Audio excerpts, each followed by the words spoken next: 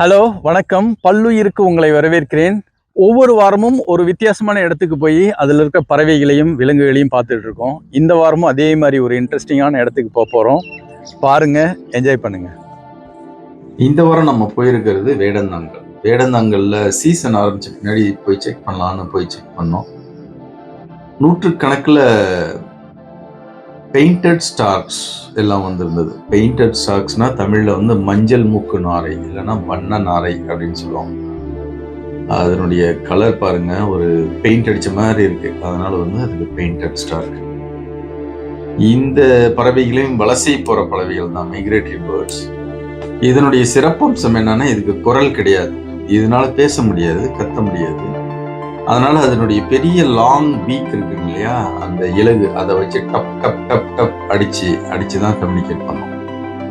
அப்புறம் இது வந்து மோனோகோமஸ் வெரைட்டி சேர்ந்தது. மோனோகோமஸ்னா ஒரு ஆண் ஒரு பெண்ணோட தான் இருக்கும். மைக்ரேட் பண்ணி வந்த பின்னாடி ஆண் வந்து எந்த இடத்துல வந்து கூடு கட்டலாம் அப்படின்னு சொல்லிட்டு செலக்ட் பண்ணோம்.